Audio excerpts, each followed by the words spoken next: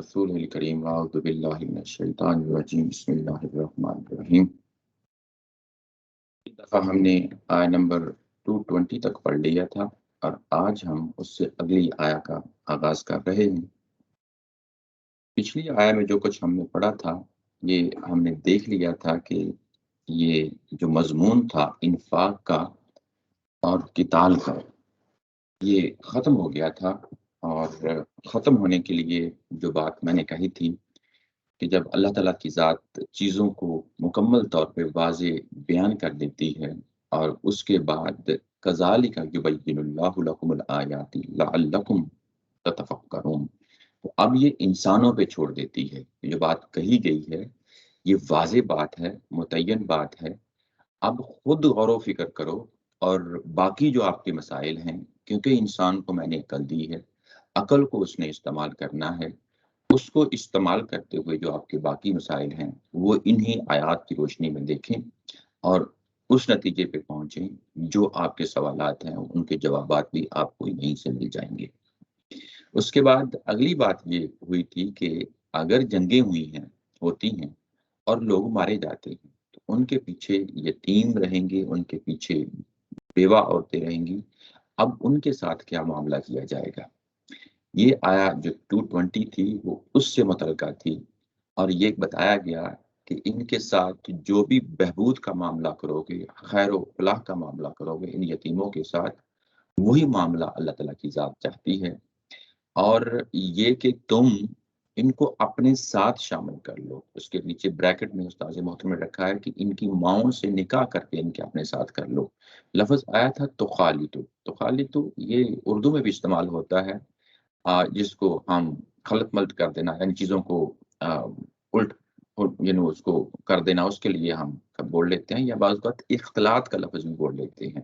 اختلاط کا مطلب یہ ہوتا ہے کہ کچھ چیزوں کو آپس میں یعنی گڑبڑ کر دینا، مکس کر دینا، ان کو ملا لینا، یہ ساری چیزیں اس کے اندر شامل ہوتی ہیں۔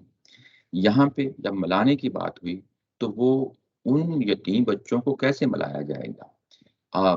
اس کو مختلف یعنی طریقوں سے دیکھا جا سکتا ہے، یعنی ان کے مال کو اپنے اندر ملا لو، یہ بات ظاہری جزوی لگتی ہے، لیکن یہ کہ ان کو اپنے گھر کا فرد بنا لو، جیسے تم زندگی گزار رہے ہو ویسے گزار لو، تو وہ جو بات ہے وہ بات یہاں پہ کہی گئی ہے۔ لیکن یہ کہ ان کی ماؤں سے نکاح کر کے یہ اگلی آیا ہے، وہاں سے ہمیں پتہ چلتا ہے کہ اچھا یہ بات کہی گئی ہے، وہ بات بیسیکلی ماؤں کو ساتھ شامل کر لو، یعنی ماؤں سے، یا ان کی بڑی بہنیں بھی ہو سکتی ہیں، مائیں بھی ہو سکتی ہیں، اور وہ جو مائیں ہیں جب وہ ظاہر ہے ان کے خامد شہید ہو چکے ہوں گے جنگوں میں، جب وہ مارے جائیں گے تو اس کے بعد ماں کو بھی چھت مل جائے گی، یعنی ماں کو بھی جو ہے نا وہ گھر مل جائے گا، اور بچوں کو بھی باپ کی شفقت مل جائے گی۔ وہ کہ وہ باپ تو نہیں ملے گا، لیکن ایک لحاظ سے انہیں بھی وہ ایک چھت اور ایک شفقت مل جائے گی۔ ایسے ہی خواتین ہیں جو بیوہ ہو جائیں گی، ان کو بھی یعنی ایک گھر مل جائے گا، اور اس طریقے سے جو یتیم ہیں ان کا معاملہ سلجھ جائے گا۔ یہی صلاح اور فلاح کی بات ہے۔ جب وہ سلجھ جائے گا تو اس کا ہرگز یہ مطلب نہیں ہے کہ آپ ان کو مال کو ساتھ شامل کریں اور اس کے بعد جو جی چاہیں جو ہے نا ان کے ساتھ معاملہ کریں، نہیں، ایسی بات نہیں ہے۔ یہ سورہ النساء میں جا کے پڑھیں گے، اس کے وہاں پہ اس کی بڑی تفصیل آئی ہے۔ وہاں یہ بتایا گیا ہے کہ اس کے باوجود جو ہے ان بچوں کا مال جو ہے وہ جدا ہی رکھنا ہے، یعنی جو آپ اپنے گھر میں ان کو ملائیں گے یا ان کی ماؤں کو ملائیں گے تو وہ آپ کی ذمہ داریاں ایک علیحدہ ذمہ داریاں ہیں۔ ظاہر ہے کہ پہلے بھی یہ لوگ کام کرتے رہے ہیں، بیوہ کے حقوق، یعنی اس کے بعد وہ آپ کی وائف بن جائے گی، وہ ایک اپنی گھر کا فرد بن جائے گا، یہ ساری چیزیں ہیں۔ لیکن یہ کہ یتیم کے مال پہ جو ہے نا اس کو شامل کرنے کے بعد یہ کہ اس کا کوئی یعنی اکاؤنٹنگ نہ کرنا، اس کا کوئی حساب کتاب نہ رکھنا، یہ نہیں ہے۔ اس کا حساب کتاب رکھا جائے گا اور یتیم کو اس کا حق ادا کیا جائے گا جب وہ بالغ ہو جائے گا، جب وہ اس عمر کو پہنچ جائے گا کہ جب وہ اپنے معاملات کو خود دیکھ سکے۔ وہ ایک علیحدہ یعنی ایشو ہے، اس کو سورہ النساء کے اندر جا کے دیکھیں گے۔ آگے بات بڑی تو آگے جو آیت 221 ہے اس کے لیے کہا گیا، اگر نیچے ترجمے میں دیکھیں، اور یتیموں کے بہبود کے مقصد سے بھی یہ بڑی امپورٹنٹ چیز ہے، یعنی اس کو اب پچھلی آیا کے ساتھ جوڑا جا رہا ہے، یعنی یہ کنیکٹر جو لائے جاتے ہیں، بریکٹس میں جو چیزیں بیان کی جاتی ہیں، وہاں استاد محترم نے کوشش یہ کی ہے کہ بات نظم کی جو تھی ہے اس کو بس تفسیر کی حد تک نہ رکھا جائے، بلکہ اس نظم کو اب ترجمے کے اندر بھی پرو دیا جائے۔ یہ جا بجا آپ دیکھیں گے کہ بریکٹس میں یہ چیزیں ہیں، تو گویا کہ یہ ایک ربط قائم کرنا ہے پچھلی بات سے، جو پچھلی بات تھی اس کے ساتھ اس کو جوڑنا ہے۔ یتیموں کی بہبود کے مقصد سے مشرک عورتوں سے نکاح نہ کرو، ولا تنکحوا المشرکات حتی یؤمن کا لفظ یہاں پہ آیا ہے، یعنی مشرکات عورتوں سے نکاح نہ کرو، نکاح نہ کرو یہاں تک کہ وہ ایمان لے آئے۔ والامۃ مؤمنۃ خیر من مشرکۃ ولو اعجبتکم، اور اس کے بعد ساتھ بات ملا کے کہا کہ ایک کنیز، ایک غلام عورت، ایک لونڈی، اس کی بات ہو رہی ہے یہاں پہ۔ اما کا مطلب ہوتا ہے اماتن، یعنی ایک لونڈی، وہ بہتر ہے، کس سے بہتر ہے؟ ایک مشرکہ عورت سے بہتر ہے، یعنی نکاح کے لیے ایک مشرکہ عورت سے بہتر ہے۔ ولو اعجبتکم، تمہیں خواہ کتنا ہی پسند کیوں نہ ہو۔ کون پسند کیوں نہ ہو؟ یعنی وہ جو مشرکہ عورت ہے وہ خواہ کتنی ہی پسند کیوں نہ ہو، اس کو جو ہے نا چھوڑ دو، اس کی بجائے یہ دوسرا راستہ بتایا گیا ہے۔ اس کے بعد بات کو آگے بڑھایا، ولا تنکحوا المشرکین حتی یؤمنوا، اور مشرکین جو مرد ہیں، مشرک مرد ہیں، ان کو بھی اپنی خواتین نہ دو۔ تنکحوا یعنی اپنے بیٹیوں کو یا اپنے گھر کی خواتین کو ان کے حوالے نہ کرو نکاح کی صورت میں، حتی یؤمنوا، یہاں تک کہ وہ ایمان لے آئیں۔ جب تک وہ ایمان نہیں لاتے تب تک ان کے حوالے اپنی خواتین کو نہ کرو۔ والعبد مؤمن خیر من مشرک، اور جو غلام مرد ہے، وہ غلام مرد کون سا؟ جو مومن غلام مرد ہے وہ بہتر ہے مشرک مرد سے، خواہ وہ جو مرد ہے مشرک وہ تمہیں کتنا ہی بھلا کیوں نہ لگے، اچھا کیوں نہ لگے۔ اولئک یدعون الی النار، وہ جو مشرک لوگ ہیں وہ نار کی طرف، آگ کی طرف دعوت دیتے ہیں۔ واللہ یدعو الی الجنت والمغفرۃ، اور جبکہ اللہ تعالیٰ کی جو ذات ہے وہ جنت کی طرف اور مغفرت کی طرف دعوت دیتا ہے اپنی توفیق سے، اپنی توفیق سے دعوت دیتا ہے جنت اور مغفرت کی طرف۔ وَيُبَيِّنُ آیَاتِهِ لِلنَّاسِ لَعَلَّهُمْ يَتَذَكَّرُونَ، اور اس طریقے سے آیتوں کی وضاحت کرتا ہے تاکہ وہ یاد دہانی حاصل کریں، نصیحت حاصل کریں۔ یہ تھا ترجمہ۔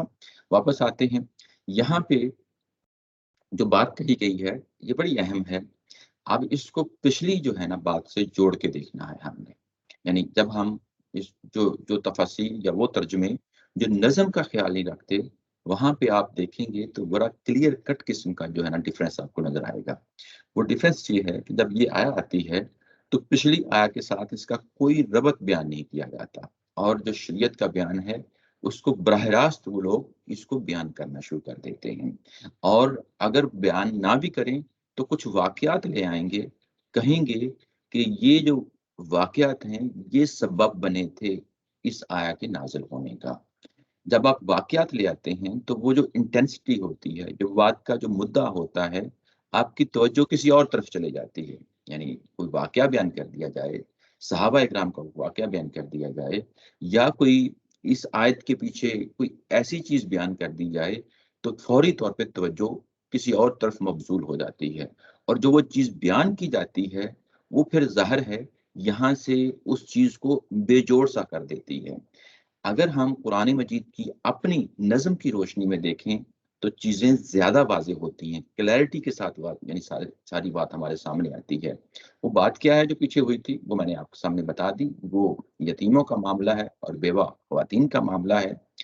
تو اس کے بعد جب یہ بات کہی کہ مشرک عورتوں سے نکاح نہ کریں جب تک جو ہے نا وہ مومن نہ ہو جائیں، اگر یہ بات یہی کرنی ہوتی کہ یہ اس کو سیپریٹ سٹینڈ لون ایک انجنکشن، یعنی اللہ تعالیٰ کا کوئی حکم بیان کرنا ہوتا تو اس کو کئی رنگوں سے بیان کیا جا سکتا تھا۔ یہ کہا جا سکتا تھا کہ اب حالات اس طرح آگے ہیں کہ اب یعنی مشرک عورتوں سے شادی نہیں کی جائے گی، اور یہ اللہ کی شریعت ہے، मुशरिक औरतों से शादी नहीं की जाएगी, उसकी बजाय आप हमेशा जो मोमिन औरतें हैं, जो ईमान वाली ख़वातीन हैं, उन्हीं से शादी किया करो। ये बात यहाँ पे नहीं कही गई, नहीं कही गई। ये नहीं कहा कि मोमिन औरतों से ही शादी किया करो और अब मुशरिक औरतों को छोड़ दो, या ये नहीं कहा गया कि अब ख़वातीन का निकाह करना है तो सिर्फ मोमिन मर्दों से जो है ना निकाह किया करो, मुशरिक औरतों से निकाह ना किया करो। अगर स्ट्रेट फॉरवर्ड जो है ना स्टेटमेंट होती, यानी बिल्कुल, यानी अगर स्टैंड अलोन में बात कर रहा हूँ, अगर ये स्टेटमेंट होती तो ये इस तरह की स्टेटमेंट होती। लेकिन यहाँ पे स्टेटमेंट जो बयान की गई है, कुरान के अल्फाज का चुनाव और जो रुख दे देता है कुरान मजीद अपनी बात को, उससे वाज़ेह हो जाता है कि बात क्या कही जा रही है। यानी लफ्ज़ आया है हत्ता युमिन, कि जहाँ जब तक जो है ना वो खातून जो है वो मोमिन ना हो जाए, और वो मोमिन ना हो जाए। अब बात का जो है ना स्टाइल बदल गया है, स्टाइल बदल गया है, असलूब बदल गया है। उनसे निकाह ना करो जब तक वो ईमान ना ले आए। तो अब ये बात वाज़ेह हो गई कि इससे पीछे कोई कंटेक्स्ट है। वो कंटेक्स्ट पिछली आया बन रही है कि किस कंटेक्स्ट में ये बात कही जा रही है कि जब तुम इन ख़वातीन के साथ निकाह करो जो इन यतीमों की माएँ हैं या यतीमों की बड़ी बहनें हैं, जब इनसे आप निकाह करोगे तो इस चीज़ का ख़्याल रखना कि ये मुशरिक औरतें ना हों। इस चीज़ का ख़्याल रखना कि ये मुशरिक औरतें ना हों, और मुशरिक औरतें ना हों, गो कि अब हमें बैकग्राउंड का पता चल गया। जब बैकग्राउंड का पता चल गया, तो इसी के अंदर फिर ये शरीयत का ये हुक्म भी हमें पता चल गया कि अब हमें किसी मुशरिक औरत से निकाह नहीं करना। यानी बात से बात निकली है, उसी बात में से शरीयत बयान कर दी गई है। ये कुरान मजीद का उसलूब है। यानी बात से बात निकलती जाती है, आगे बढ़ती चली जाती है, उसी के अंदर हिकमत की बातें होती हैं, उसी के अंदर ईमान और अकीदे की बात होती है, उसी के अंदर शरीयत बयान हो रही होती है। तो यहाँ पे जब शरीयत बयान की गई तो ये कहा कि अब वो मौका आ गया है कि इन ख़वातीन के साथ, जो मुशरिक ख़वातीन हैं, जब तुम उनके साथ निकाह करने जाओगे, और उनके जो मियाँ थे वो मुस्लिम थे। ये भी याद रखें कि कॉन्टेक्स्ट ये है। यानी ये हो सकता है कि जब मदीने लोग गए हैं, हिजरत करके गए हैं, तो वहाँ पे कुछ मर्द भी चले गए हैं, आगे चल के भी हमें पता चलेगा। तो उसमें पूरा का पूरा घर जो है ना वो मुस्लिम नहीं था। बाज़ औक़ात मर्द मुस्लिम था, औरत स्टिल मुशरिका थी, और बाज़ औक़ात औरत जो है ना वो मुस्लिम थी और उसका मियाँ मुशरिक था। ये दोनों चीज़ें जब हिजरत करके लोग गए हैं, तो वो ये वहाँ साथ मौजूद थीं। यानी बाद तो घराने ऐसे थे, और ज़्यादातर घराने ऐसे थे, यहाँ मियाँ-बीवी दोनों मुस्लिम थे। लेकिन बाज़ घराने ऐसे थे कि वहाँ पे ये सूरत-ए-हाल नहीं थी। तो अगर वहाँ पे जो मुस्लिम मर्द है, वो मारा जाता है जंगों में, और उसके पीछे छोड़ी हुई जो औलाद है और छोड़ी हुई जो बेवा है, वो बेवा जो है अगर वो मुशरिका है, तो उसके लिए कहा जा रहा है अब हम इसको जनरलाइज़ करेंगे, और जनरलाइज़ करने के बाद फिर हम हर तरह की मुशरिका के लिए इसको अप्लाई करेंगे। ये बात है जिसको सामने रखना चाहिए। दूसरी बात ये, यहाँ पे लफ़्ज़ आया है अल-मुशरिकात, और इसके बाद मर्दों के लिए आया है अल-मुशरिकीन। जब अलिफ लाम के साथ आ जाता है, आप बुक मैं कहूँ तो ये आपको मालूम है कि ये कोई-सी बुक भी हो सकती है। एक्स वाई जेड कोई भी बुक्स। जब मैं कहूँगा दी बुक, तो ये अब अंडरस्टूड है कि ये मैं किसी खास बुक का जो है ना ज़िक्र कर रहा हूँ। ऐसे ही अरबी ज़ुबान के अंदर जब अलिफ लाम लग जाता है, तो ये खास जो है ना वो लोग हैं। कौन से लोग हैं? जिन पे इत्माम हुज्जत हो गया। ये मुशरिक वो मुशरिक हैं जो मक्का के मुशरिक हैं, जिनके बारे में ये बात कही जा रही है। और जब उनके बारे में ये बात कही जा रही है कि उनकी ख़वातीन, यानी उनकी ख़वातीन जो ज़ाहिर है तुम्हारे दरमियान में रहती हैं, वो उनसे निकाह ना करना। अब ये मुशरिक जो लफ़्ज़ है, ये हमें वाज़ेह तौर पे पता चल गया कि ये मुशरिक कौन से मुशरिक हैं जिनकी बात हो रही है। उन्होंने, जो मुशरिकीन मक्का थे, उन्होंने खुद अपने बारे में बताया कि हम अल्लाह के साथ जिनको शरीक ठहराते हैं, वो अल्लाह के साजी हैं। जो कौमें, अब हम ये देखेंगे, ये दावा करती हैं हमारे इर्द-गिर्द के माहौल में, अगर उनके अंदर भी ये चीज़ पाई जाती है, हम ये नहीं कहेंगे कि फलाँ शख्स जो है वो मुशरिक है, ये हमारा कोई इख्तियार नहीं है। अल मुशरिक कहना या उसकी बुनियाद पे सज़ा देना ये अल्लाह तआला का काम है। हम किसी को टैग नहीं करेंगे, हम उनके रवैयों को देखेंगे, रवैयों की बुनियाद पे फैसला करेंगे, वो जो काम कर रहे हैं उसकी बुनियाद पे फैसला करेंगे कि ये देखेंगे कि ये इनके जो मामलात हैं वो क्या हैं। अगर उनके भी मामलात ऐसे हैं हमारे इर्द-गिर्द के माहौल में, आज की दौर की बात कर रहा हूँ, तो फिर हम भी यही हुक्म अपने ऊपर लगाएँगे कि हम भी उनकी ख़वातीन से शादी नहीं करेंगे और ना ही अपनी बच्चियाँ उनके हवाले करेंगे। ये बड़ी अहम स्टेटमेंट है। यहाँ पे एक चीज़ है जो बड़ी अहम है, हम ज़ाहिर है कि अब तारीख़ी यानी एक हमारे सामने ये आयात जब आती हैं, तो तारीख़ी पहलू से आती हैं। हम क्योंकि मुसलमान घरों में पैदा हुए हैं, हमारे लिए ये चीज़ें वो समझने में को मुशरिक यानी मुश्किल पेश नहीं आती। लेकिन हकीकतन ये है कि जब कुरान मजीद ने ये ऐलान कर दिया, तो यहाँ पे जो क्लियर कट लाइन जो है ना वो डिफाइन कर दी गई, वो ये थी कि देखो अब यहाँ पे समाजी जो है वो मुकातिया हो गया है। यानी समाजी मुकातिया का क्या मतलब है? ये कि अब जो समाजी ढांचा या स्ट्रक्चर खड़ा होना है, अब वो पहले वाला नहीं रहा। यानी अब आप शादी करने जाएँगे, जो घर बसाएँगे, घर जो ज़ाहिर है एक सकाफ़त और तहज़ीब का एक पूरा मुआशरे का एक यूनिट होता है, उस यूनिट की बात हो रही है, उसको बसाने जाएँगे, तो अब आपने कुछ चीज़ें हैं, अपने समाज में रहते हुए उनको लाज़मी तौर पे ख़्याल रखना है। वो जो लाइन लगा दी, वो यहाँ पे समाजी मुकातिया हो गया है। यानी अब अ, दूसरे लोगों के लिए या उनके लिए या हमारे लिए उनके साथ इख्तिलात, ये निकाह की सूरत में अब वो हमेशा के लिए ख़त्म हो गया। इसके अंदर बहुत सी इम्प्लीकेशंस हैं। ऐसा नहीं है कि ये बात सादा-सी है, ये उस दौर में वो उनके अपने कज़िन्स थे, अपने रिश्तेदार थे, अपने बहन-भाई थे, अपने ससुराली रिश्ते थे। ये सारे रिश्तों को सामने रखते हुए जब ये हुक्म दिया गया, तो ज़रा उस चीज़ को विजुअलाइज़ करें, इमेजिन करें कि ये सूरत-ए-हाल किस कदर जो है ना पेचीदा हो जाती है, उनके लिए भी और आज के दौर में हमारे लिए इस सेंस में कि जब हम पाकिस्तान में रहते हैं, वो तो मुस्लिम माशरा है, वहाँ तो मेजॉरिटी मुसलमानों की है, वहाँ हमारे लिए ये इश्यू नहीं होता। लेकिन यूँ ही हम वहाँ से बाहर निकलते हैं, जैसे कि इस वक़्त ऑस्ट्रेलिया में हम रह रहे हैं, तो ये मल्टीकल्चरिज़्म कल्चरिज़्म का जो है ना यहाँ पे सोसाइटी होती है, मल्टीकल्चरल सोसाइटीज़ हैं। यहाँ पे भी जो है ना फिर हमें इस चीज़ का ख़्याल रखना पड़ता है। इन माशरों में रहते हुए भी ये जो पहलू है, इस पे लाइन हमें ड्रॉ करनी पड़ती है। ये लाज़मी लाइन है, शरीयत का जो है ना ज़ाहिर है मकसूद है, उसके लिए हमें बहरसूरत इस पे अमल करना है। क्योंकि ये अल्लाह का हुक्म है, उसकी रीज़न भी और उसकी हिकमत भी यहाँ पे बता दी गई है, वो आगे चल के देखते हैं। अब हम जो जो मेन चीज़ है, जो फ़ोकस करने वाली उसकी तरफ जाते हैं कि जब तक जो है ना यानी अगर ये सूरत हो जाती है, ये खातून उसका मियाँ जो है ना वो जंग में मारा जाता है, जब तक वो ईमान नहीं ले आती, तब तक तुमने उनके करीब नहीं जाना निकाह के लिए। और उसके बाद ये नहीं कहा कि तुम दूसरी अ, जो ख़वातीन हैं, यानी जिनके मियाँ भी मुस्लिम थे, फ़ौत हुए और उनकी बीवियाँ भी जो है ना मुस्लिम थी, बेवा हो गई औरत, उनके साथ निकाह कर लो। वो यहाँ पे अंडरस्टूड है, बात ही नहीं कही गई। वो अंडरस्टूड है, वो तो पहले ही हो रहा था। वो अंडरस्टूड है, जो चीज़ अंडरस्टूड होती है कुरान मजीद उसको बयान नहीं करता। लेकिन जो अगली बात से बात मिला के बात कर रहा है, वो बड़ी अहम है। तो ये कहा है कि वला अमातुम मुमिनतुन खैरुम मिन मुशरिका वलौ अअजबतकुम। और ये कहा कि जो मोमिन लौंडी है, जिसने इस्लाम कबूल किया हुआ है, वो बेहतर है एक मुशरिका औरत से। एक मुशरिका औरत से बेहतर है वलौ अअजबतकुम।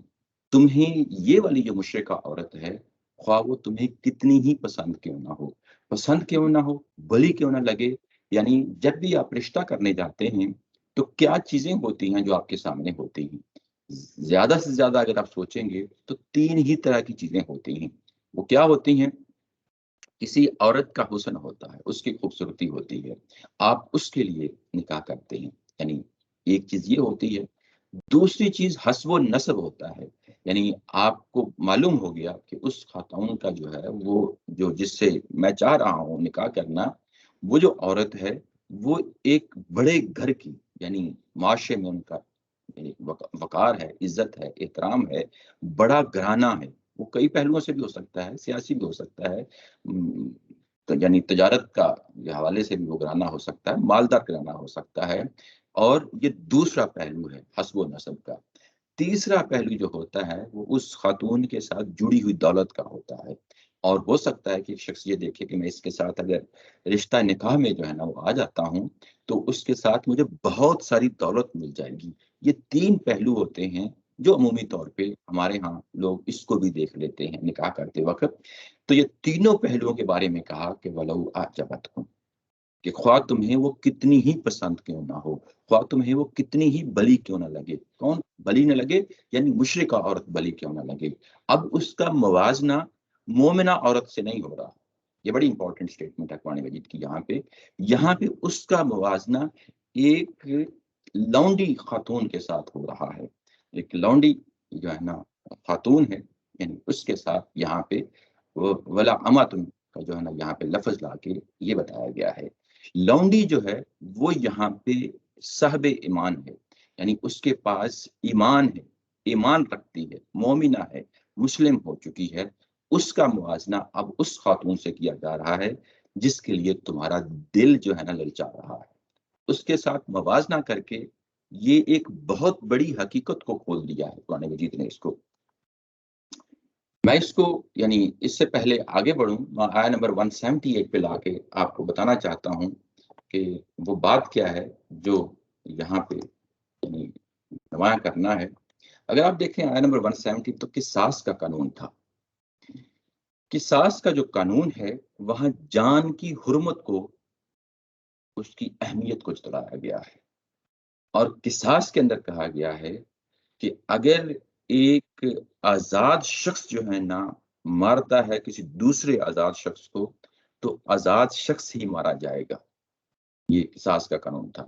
اس کے ساتھ یہ بھی کہا تھا کہ اگر غلام جو ہے، ایک آزاد شخص غلام کو مارا جاتا ہے تو اب یہاں صورتحال بڑی گمبھیر ہو گئی ہے. آج کے دور میں تو اس کو یعنی امیجن کرنا بڑا آسان ہے، لیکن 1400 سال پہلے اس چیز کو ذہن میں رکھیں، بڑا مشکل تھا. یعنی ایک سردار ہے، اس نے اپنے غلام کو مار دیا ہے. ایک سردار نے، قبیلے کے سردار نے اپنے غلام کو مار دیا ہے. یہ معمولی سی بات تھی، یہ کوئی ان کے لیے کوئی بہت بڑا جرم نہیں تھا. لیکن قرآن نے یہ کہا ہے کہ اگر یہ سردار بھی جو ہے نا غلام کو مارے گا تو جان کی حرمت کا معاملہ ہے، دونوں جانیں برابر ہیں، وہ سردار بھی مارا جائے گا. یہ بات ہے الحر بالحر والعبد بالعبد والانثى بالانثى. یہ بات جو مساوات کا قانون ہے، یہ کہ جان کی جو مساوات ہے وہ ہمیشہ قائم رکھی جائے گی. بڑا ہی معاشرے کے اندر بڑے مقام کا ہی شخص کیوں نہ ہو، اس کے باوجود اگر وہ کسی غلام مرد اور عورت کو مارتا ہے تو وہ آزاد شخص ہی مارا جائے گا. یہ جان کی حرمت میں انسانیت، ساری کی ساری انسانیت کو برابر کر دیا ہے. مارنے والا خواہ کتنا ہی یوزفل سوسائٹی کے لیے کیوں نہ ہو، بینیفیشل کیوں نہ ہو، اس کے باوجود اس کی جان جائے گی. یہ ہے مساوات کا قانون قصاص کے سلسلے میں. یہ جان کی حرمت کا معاملہ تھا. جب ہم یہاں پہ آتے ہیں تو یہاں پہ ایک اور چیز کا جو ہے نا ہمیں پتہ چلتا ہے. وہ چیز یہ ہے کہ یہاں پہ سماج کے اندر اب غلام مردوں اور عورتوں کو اٹھایا جا رہا ہے. گھر میں اب جب وہ عورت جو غلام عورت ہے یا مرد ہے، جب وہ رشتہ ازدواج میں آ جائیں گے، نکاح ہو جائے گا، تو اب ان کا مرتبہ آزاد عورتوں کے برابر ہو جائے گا. گھر کے اندر جب ان کو نکاح کر کے لے کے آئیں گے، آزاد کے برابر ہو جائے گا. یہاں قرآن نے ایک اور پہلو ہے جو جہاں پہ کھولا ہے. وہ پہلو یہ ہے کہ دیکھو تمہارے معاشرے کے اندر یہ غلام عورتیں اور جو غلام مرد ہیں، گو کہ تمہیں جو ہے نا اس وقت ان کے ساتھ نکاح کرنا، یعنی نکاح کر کے ان کو آباد کرنا بڑا مشکل کام ہے. لیکن اگر یہ صورتحال یہ ہے تو پھر جو ہے نا ان کا سٹیٹس اٹھاؤ، اور اٹھانے کے بعد ان کو معاشرے میں وہ مقام دو جو آزاد مرد اور آزاد عورتوں کا ہے. کمپیریزن تو مشرک عورتوں اور مشرک مردوں سے ہوا ہے، لیکن ساتھ کہا ہے ولو اعجبتکم. تو مطلب یہ ہے کہ یہ سوسائٹی کے اندر جو ان مردوں اور عورتوں کا مقام ہے جن کے لیے تمہارا دل للچا رہا ہے، اس کے مقابلے میں جب اس خاتون سے شادی کرو گے جو کہ غلام عورت ہے लौंडी है उससे शादी करोगे तो यहाँ पे एक और कंसेप्ट है जो कुरान इंट्रोड्यूस करवा रहा है कि या शादी के मामले में असल चीज जो है वो मायार जो है वो दौलत नहीं है, हस्ब नस्ब नहीं है, हुस्न नहीं है, बल्कि वो ईमान की चिंगारी है। और अगर वो ईमान की चिंगारी अफ्रीका में रहने वाली एक खातून जो कि गुलाम ज़ाहिर है उस माशरे में ज्यादातर वही पाई जाती थी, अगर वो काली कलोटी जो है उसके दिल के अंदर ईमान है तो वो ज्यादा खूबसूरत है उससे जिसके लिए ज़ाहिर है मुशरिका औरत के लिए तुम्हारा दिल ललचा रहा है या तुम्हें पसंद है या तुम्हें वो भली लगती है। यानी अब स्टेटस को उठाया जा रहा है। अब उस स्टेटस को उठाने के बाद जब आप निकाह करेंगे और निकाह करने के बाद आप ये बराबर कर देंगे जो आज़ाद ख़वातीन हैं उनके साथ, अपने ही मुआशरे में पाई जाने वाली आज़ाद ख़वातीन के साथ, तो इनका स्टेटस जो है ना बढ़ जाएगा मुआशरे के अंदर, समाज के अंदर। ये कुरान मजीद ने जो तहरीक चलाई है कि इन ख़वातीन के साथ जो कनीज़ें हैं, जो गुलाम औरतें हैं, गुलाम मर्द हैं, अब उनको अपने मुआशरे के अंदर ज़म करें।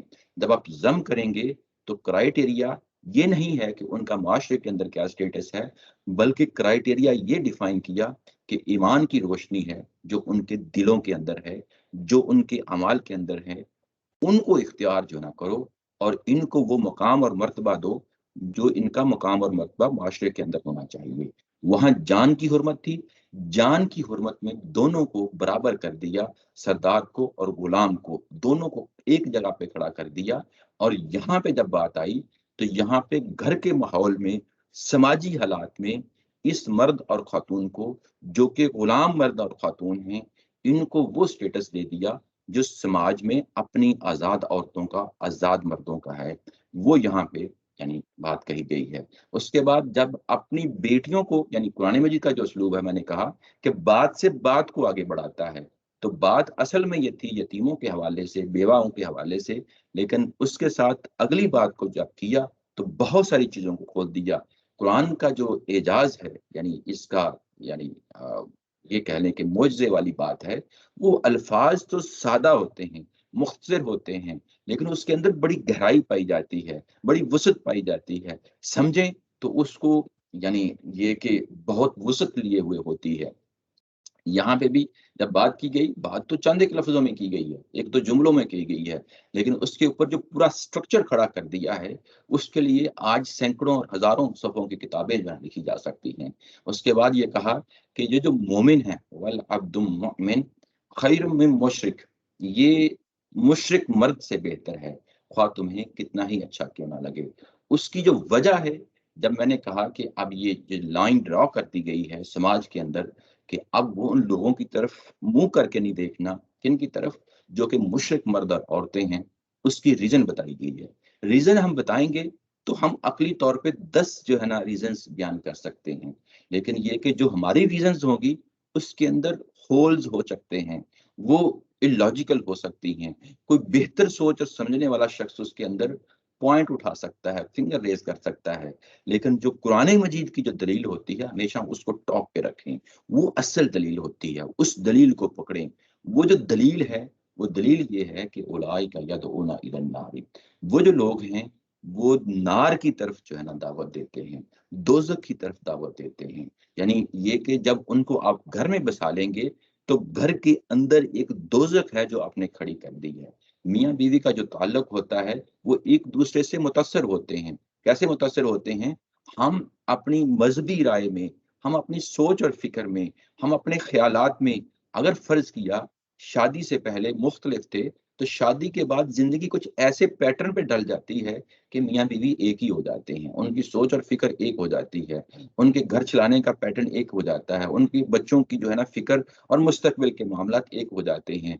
तो जब ये एक घर के अंदर मुशरिक और मोमन का इत्तिसाल होगा, आपस में मिलाप होगा, तो उसके नतीजे में जो प्रॉब्लम खड़े होने हैं, जो मसाइल खड़े होने हैं, वो घर के अंदर दोजक है, घर के अंदर आग है जो आपने पाल ली है। यानी दावत देते हैं, यानी उसका लाजमी नतीजा जो है वो फिर दोजक होगा। उसके बाद कहा कि वल्लाहु यदउ इलल जन्नति वल मगफिरति बिइज़्निही, अल्लाह ताला की जो जात है वो दावत दे रही है जन्नत की और मगफिरत की अपनी तौफीक के साथ। अपनी तौफीक के साथ इंसानों को दावत दे रही है। यानी ये कि तौफीक का जब भी इस तरह से लफ्ज़ आता है तो हदायत और ज़लालत का कानून है। बड़ी तफ़सील के साथ हम पीछे देख आए हैं कि ये इंसान ज़ाहिर है उन्होंने लपकना है, उन्होंने आगे बढ़ना है। ये उस पहलू से अल्लाह ताला की ज़ात का ये कानून होता है। यहाँ पे एक और पहलू है जो मैं आप लोगों के सामने रखना चाहता हूँ, वो ये कि जब मुशरिक मर्द और औरत की बात की गई तो उसके लिए कहा गया कि उलाइका यदऊना इलन्नार, कि वो मुशरिक मर्द औरत जो हैं वो अन्नार की तरफ बुलाते हैं। और उसके मुकाबले में क्या होना चाहिए था? उसके मुकाबले में होना ये चाहिए था कि अहले ईमान जन्नत और मग़फ़िरत की तरफ बुलाते हैं।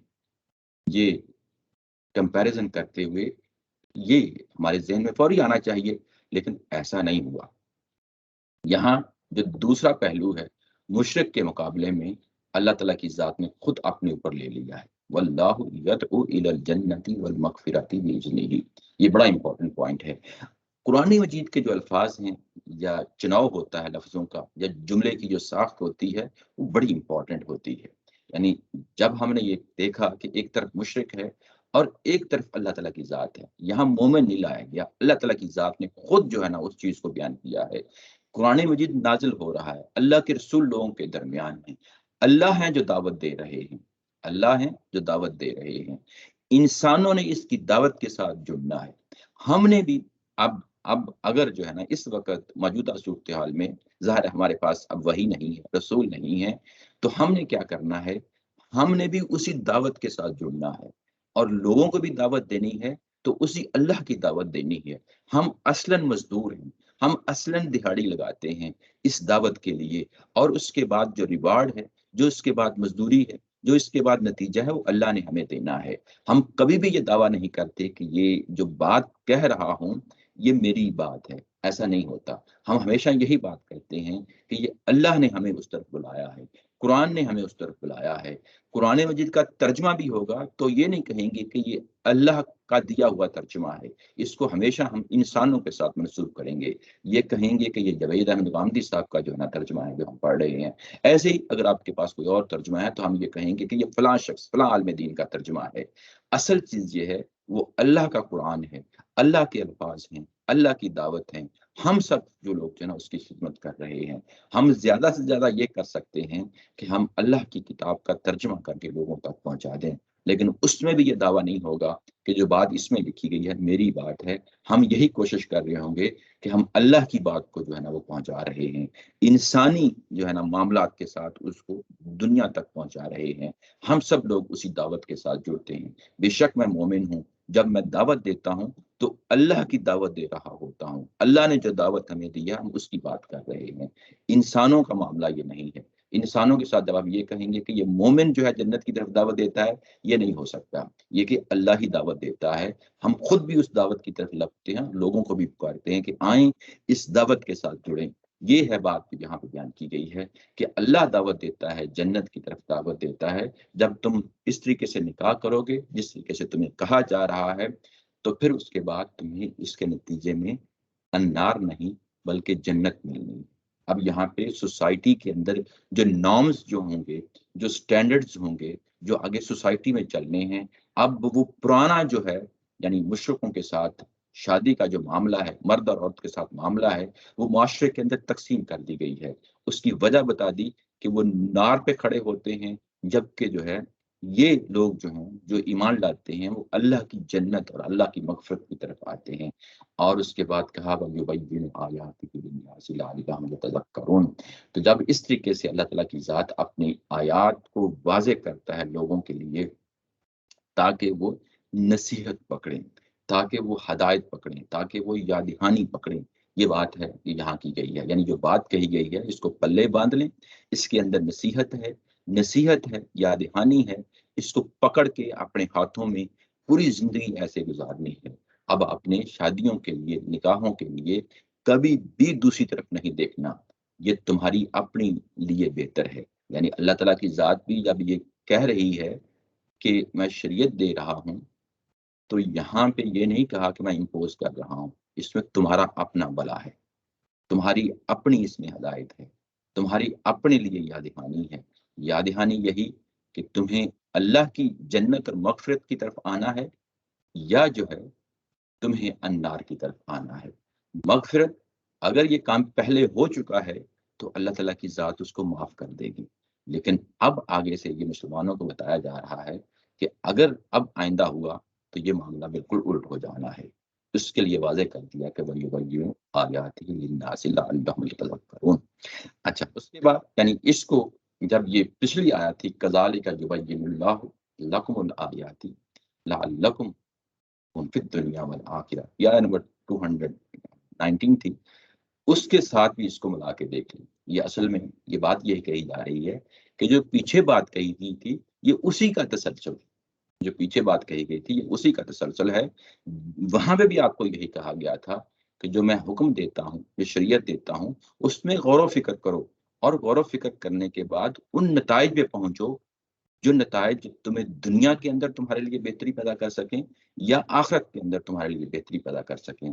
یہ اسی کا تسلسل تھا، وَيُبَيِّنُ آیَاتِهِ لِلنَّاسِ لَعَلَّهُمْ يَتَذَکَّرُونَ۔ اس کے بعد آگے بات بڑھی، آگے جب بات بڑھتی ہے تو پھر اگر آپ نیچے دیکھیں پھر کنیکٹر لایا گیا اور نکاح کا ذکر ہوا، یعنی اوپر جو پیراگراف ہم نے پڑھا ہے وہ نکاح کا ذکر ہو رہا تھا وہاں پہ، اور اس کے بعد بات سے بات آگے چل رہی ہے۔ جیسا کہ میں نے کہا کہ قرآن مجید کا جو اسلوب ہے وہ بات سے بات کو آگے چلا رہا ہوتا ہے، یوں ہی بات کو بات سے آگے چلا رہا ہوتا ہے تو بعض اوقات کنفیوژن یہ ہوتی ہے کہ اچھا اب یہ بات کہی تھی، اب جو پچھلی بات ہے اس کے ساتھ اس کا کیا تعلق ہے؟ وہ تعلق بھی جو ہے نا قرآن مجید کے ساتھ ساتھ جو ہوتا جا رہا ہے، اور ظاہر ہے کہ وہ انڈرسٹوڈ ہوتا ہے، جو اہل زبان ہوتے ہیں ان کے لیے مشکل نہیں ہوتا، لیکن اب ہم ظاہر ہے 1400 سال کا سفر کر چکے ہیں، اس میں اب ہمیں ظاہر بتانا پڑتا ہے کہ جو پچھلی بات ہے اس کے ساتھ کیا تعلق ہے۔ تو جو پچھلی بات تھی وہاں پہ نکاح کا ذکر ہوا تھا، اب جب کہ وہ جو نکاح کا ذکر ہوا تھا وہ تم سے پوچھتے ہیں کہ عورتوں کے حیض کا کیا حکم ہے، وَيَسْأَلُونَكَ عَنِ الْمَحِيضِ، عورتوں کے حیض کے بارے میں کیا حکم ہے، قُلْ هُوَ اذن، ان کو بتا دیجئے یہ ناپاکی ہے، یہ نجاست ہے۔ اذن کا مطلب ہوتا ہے ناپاکی، نجاست۔ اس کا ایک جو ہے نا اس کا معنی تکلیف بھی ہوتا ہے، یعنی اذیت بھی ہوتا ہے اس کا ایک معنی، اور بعض لوگوں نے ترجمے میں بھی اس کو لیا ہے۔ اس کو ہم نے کیوں نہیں لیا وہ آگے چل کے بتاؤں گا جب اب اس کی تفصیل میں آتے ہیں۔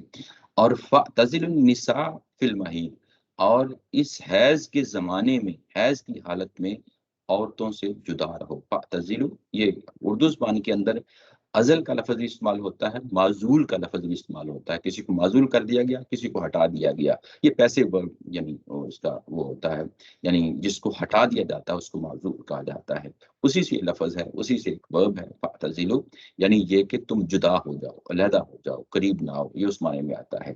جب یہ حیض کا زمانہ ہوتا ہے، فی المحیض، جب حیض کا زمانہ ہوتا ہے تو اس کے بارے میں کہا کہ عورتوں سے جدا ہو جاؤ، علیحدہ ہو جاؤ۔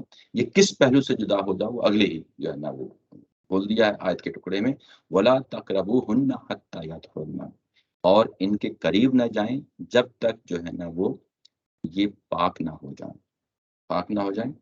اور اس کے بعد فَإِذَا تَطَهَّرْنَ، اور جب وہ پاک ہو جائیں، فَأْتُوهُنَّ مِنْ حَيْثُ أَمَرَكُمُ اللَّهُ، تو ان کے پاس آؤ، فَأْتُوهُنَّ یعنی ان کے پاس آؤ، من حیث امرکم اللہ، اس جگہ سے آؤ جہاں سے تمہیں اللہ نے حکم دیا ہے۔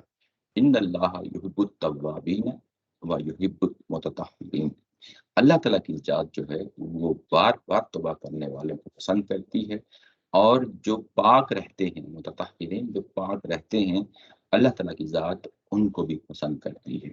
یہ جو ہے نا یہاں پہ بات ہوئی ہے 220 تک۔ پیچھے مڑ کے پھر ہم دیکھتے ہیں یہ بات کیا ہے، یہ کہ یہاں پہ عورتوں کے حیض کی بات ہو رہی ہے۔ عورتوں کا حیض اردو زبان میں بھی اس لفظ استعمال ہوتا ہے۔ یہ کیا چیز ہوتی ہے کہ ہر مہینے خواتین کے ساتھ ایک معاملہ ہوتا ہے، ان کے جسم سے، ان کے وومب سے خون جو ہے نا وہ نکلتا ہے، یہ کچھ دن چلتا ہے، ہفتہ ڈیڑھ ہفتہ چلتا ہے، اور جب یہ خون نکلتا ہے تو وہ اس کے بارے میں یہ سوال کرتے ہیں۔ یہ جب سوال کیا جاتا ہے تو بعض اوقات قرآن مجید جو ہے وہ سوال نہیں کرتا، سوال ریکارڈ نہیں کرتا، لوگوں کے جواب دے دیتا ہے، جواب سے پتہ چل رہا ہوتا ہے کہ اچھا کسی نے پوچھا تھا۔ بعض اوقات تو پورا سوال نقل کر دیتا ہے، اس میں بتا دیتا ہے کہ سوال کی نوعیت کیا ہے، اور اس کے بعد جواب بھی مل جاتا ہے، اس سے بھی ہمیں پتہ چل جاتا ہے کہ سوال کیا تھا، جواب کیا تھا۔ بعض اوقات سوال جو ہے نا وہ پورا نہیں ہوتا، قرآن مجید ریکارڈ نہیں کرتا، پھر ہم اس کے جواب سے پتہ چلتا ہے کہ اچھا یہ سوال کیا کیا گیا تھا۔ یہاں پہ جو سوال کیا گیا ہے، جو ہم نے ترجمہ بھی کیا، اس میں بھی دیکھ لیا ہے، سوال جب یہ کیا گیا کہ وہ حیض کے بارے میں، عورتوں کے حیض کے بارے میں جو ہے تم سے پوچھتے ہیں، تو یہ اصلاً بیسیکلی کس چیز کے بارے میں پوچھا جا رہا ہے؟ کیا حیض کے زمانے میں عورتوں کے ساتھ ملاپ کیا جا سکتا ہے، ان کے ساتھ میاں بیوی کا تعلق قائم کیا جا سکتا ہے؟ اس چیز کا سوال ہے یہ یہاں پہ کیا جا رہا ہے۔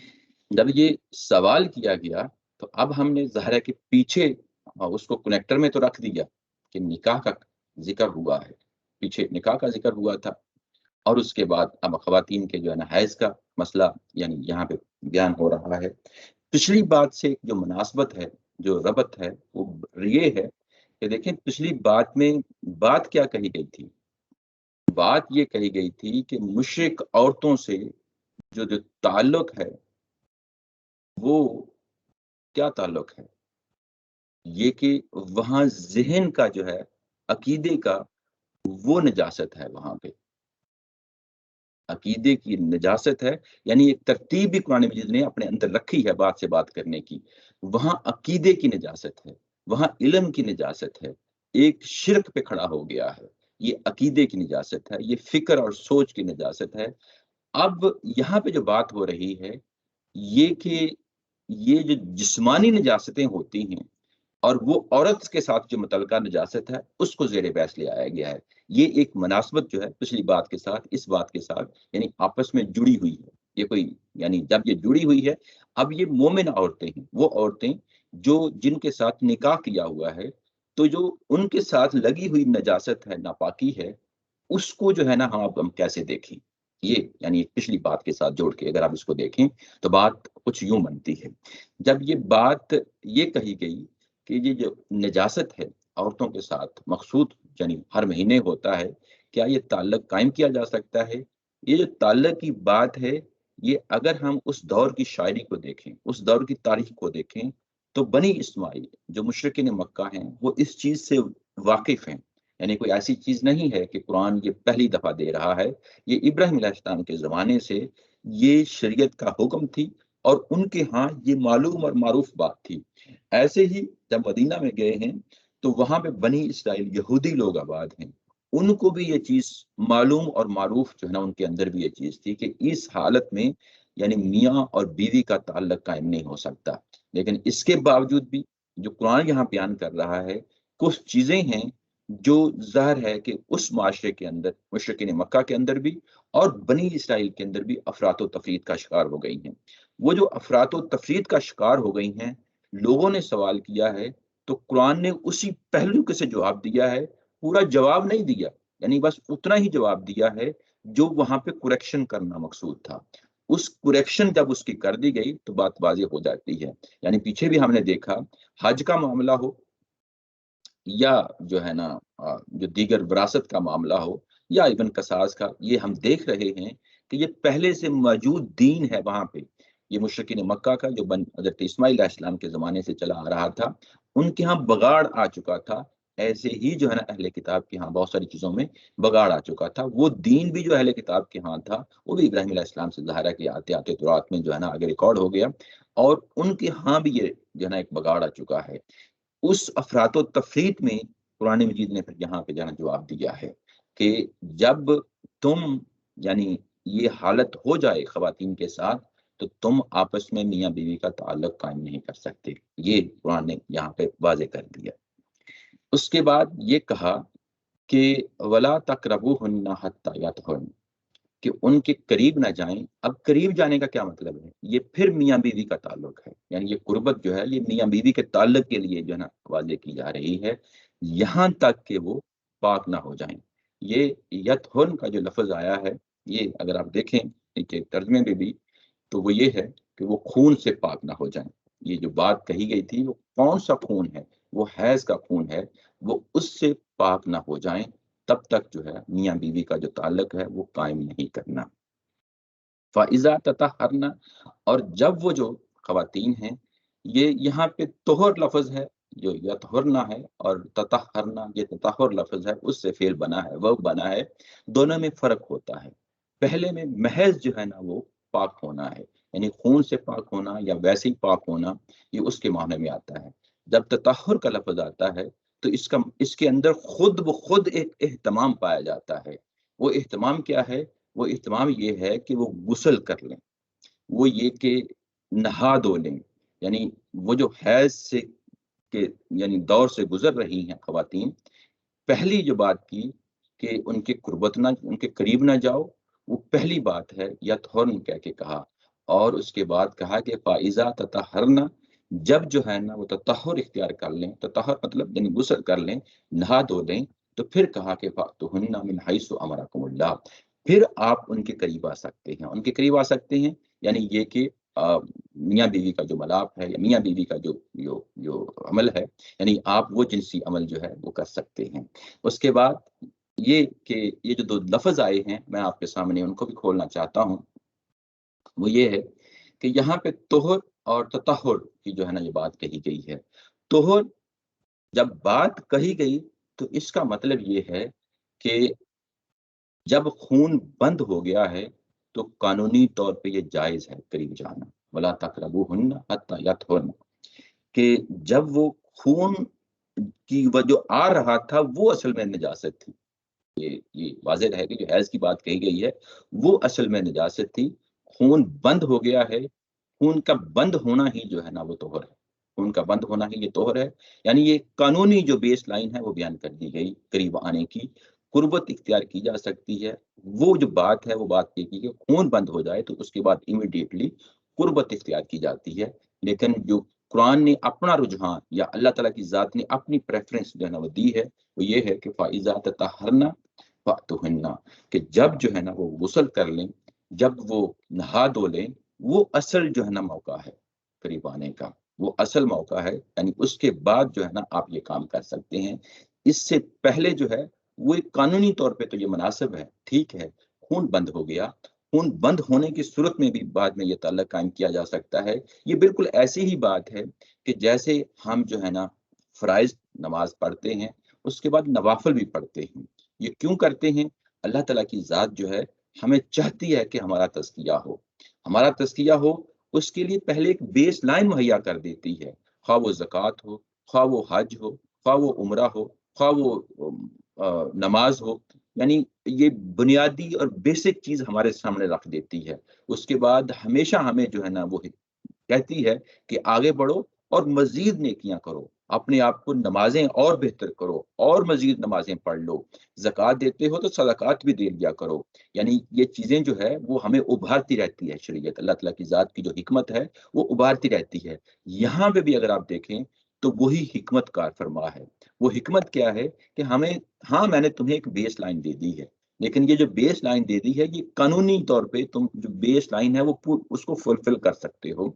लेकिन ये कि उसके बाद वाली जो सूरत है, वो ये है कि ततहर जो है, यानी असल तज़किया जो है वो इंसानों का, वो यही हो कि वो तोहर में रहें। तोहर यानी तहारत में रहें, तहारत में रहें, पाकीज़गी में रहें।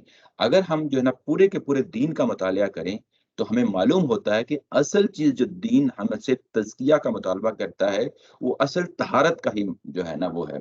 जब हमारी ज़हनी तौर पे, इल्मी तौर पे, अकीदे के तौर पे तहारत हो जाती है, पाकीज़गी हो जाती है, तो हम शिर्क से निजात हासिल कर लेते हैं, हम तौहीद पे आ जाते हैं। ये जो तहारत होती है अकीदे की, ये हमारे यहाँ ज़ाहिर है कि एक इल्मी बात है, वो जो तौहीद पे आ जाते हैं, वो तोहर है, उस पे हम जब आ जाते हैं, यही तहारत है।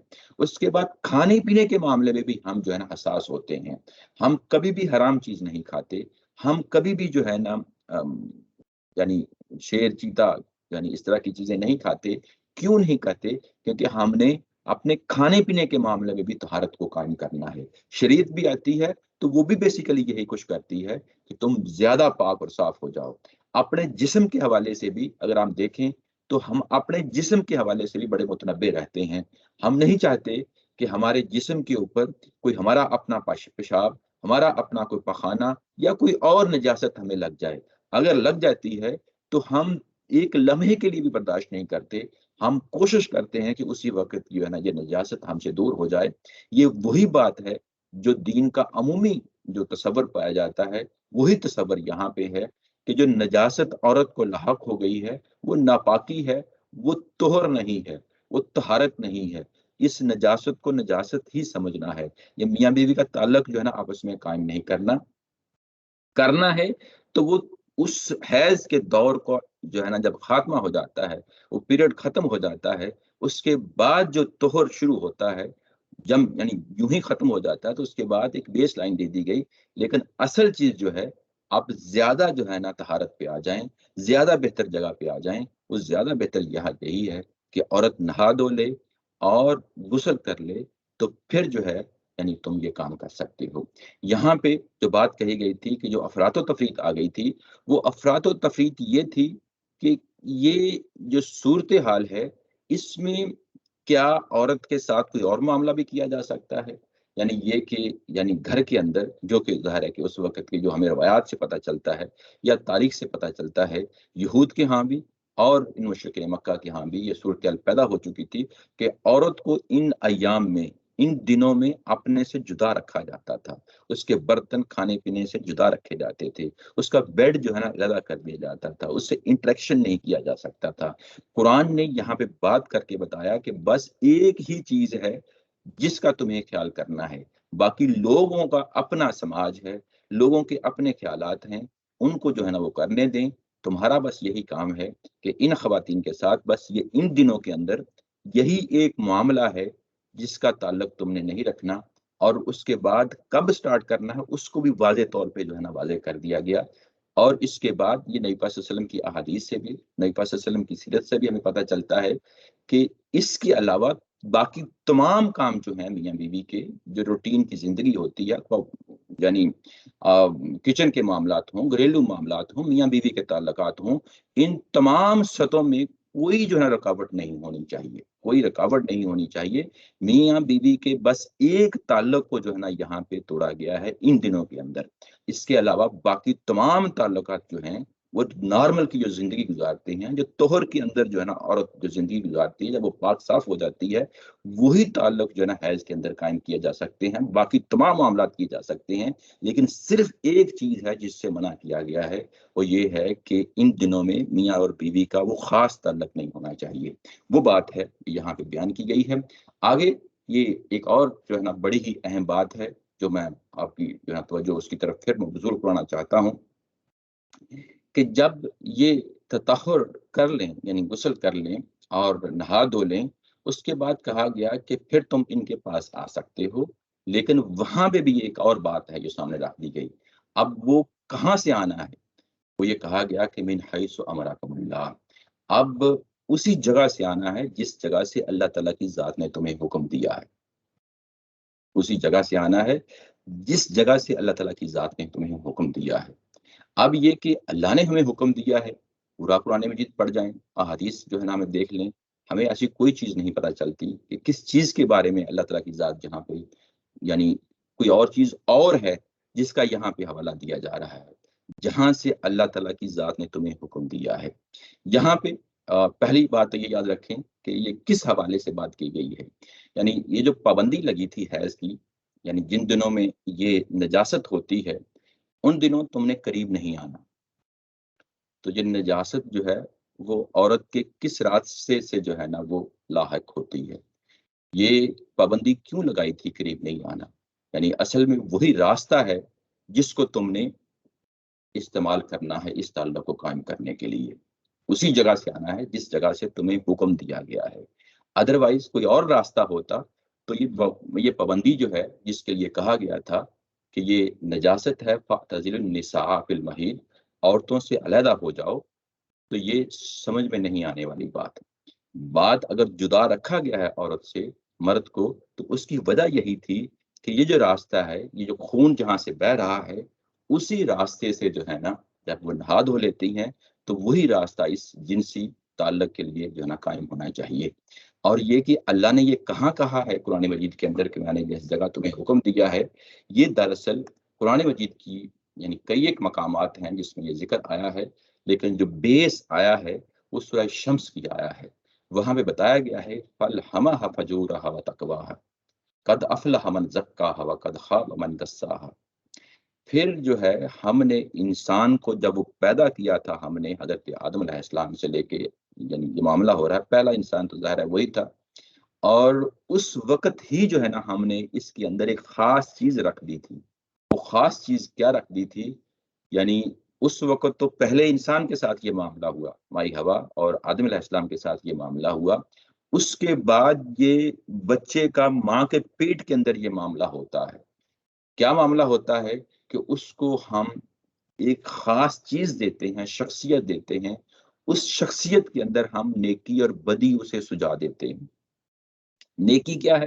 نیکی کا نیکی ہونا جو ہے وہ ہم سجا دیتے ہیں، بدی کا بدی ہونا ہم سجا دیتے ہیں۔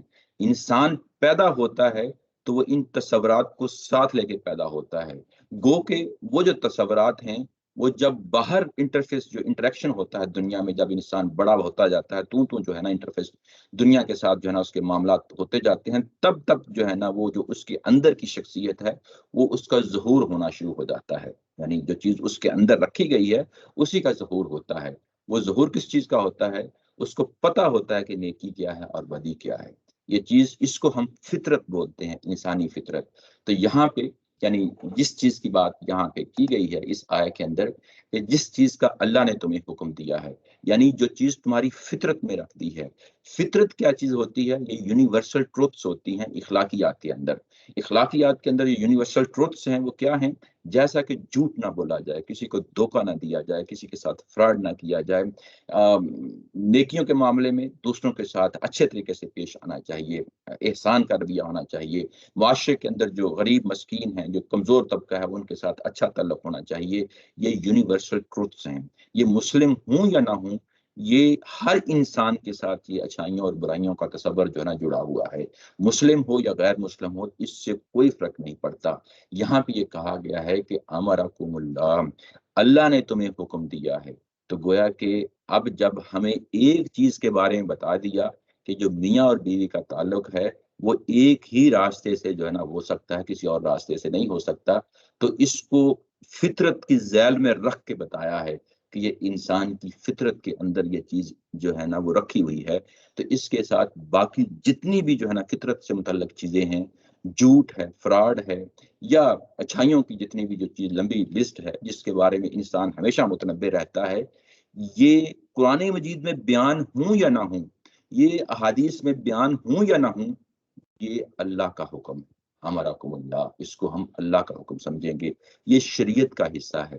یعنی جو انسان کے اندر پہلے سے موجود روشنی ہے، جو انسان کے اندر پہلے سے موجود فطرت ہے، وہ بھی شریعت کا حصہ ہے۔ گو کہ وہ کتاب میں اندر، اللہ کی کتاب کے اندر وہ اس کو ان ورڈز جو ہے نا وہ اس کی سٹیٹمنٹ نہ دی گئی ہو، یعنی اس کو الفاظ میں بیان نہ کیا گیا ہو یا کسی حدیث میں بیان نہ کیا گیا ہو، لیکن ان اخلاقیات کی حدودوں کو جو یونیورسل ٹروتھس ہیں وہ بھی شریعت کا حکم ہے۔ اس کو امرکم اللہ کہہ کے جو ہے نا ایک جگہ اگزامپل دے کے اب ہم اس کو جنرلائز کریں گے اور ہر چیز جگہ پہ اس کو اپلائی کر دیں گے۔ یہ بات ہے یہاں پہ کہی گئی ہے۔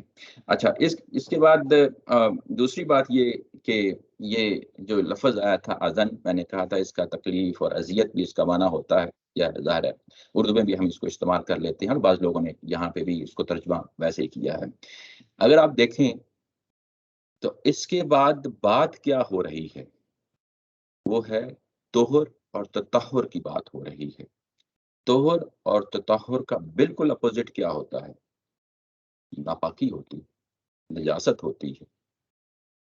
اور جب وہ ناپاکی اور اس نجاست کا اظہار کرنا تھا تو وہ اذن کہہ کے کیا ہے۔ یہ ہوتا ہے نظم کی روشنی میں ہم چیزوں کو سمجھتے ہیں۔ یعنی آپ کے سامنے کسی نے کوئی لفظ بولا، کوئی جملہ بولا، اس کے اندر ایک لفظ ہے جس کے ایک سے زیادہ معنی ہیں۔ اب ہم کیسے متعین کریں گے کہ وہ جو معنی ہے وہ کون سا معنی ہم نے جو ہے نا لینا ہے؟ یعنی ایک سے زیادہ ہو سکتے ہیں۔ جب آپ گفتگو کر رہے ہوتے ہیں تو خود ہمیں معلوم ہو جاتا ہے کہ بات آگے اور پیچھے کیا ہے، اس کی بنیاد پہ معنی متعین کر لیتے ہیں۔ یہاں پہ طہر اور تطہر کی بات کی گئی ہے، اس کا بالکل اپوزٹ جو لفظ ہے وہ اذن ہے۔ اس لیے یہ نظم کی روشنی میں اس کو جب ہم دیکھتے ہیں تو اس کا معنی نجاست اور ناپاکی ہی ہوتا ہے۔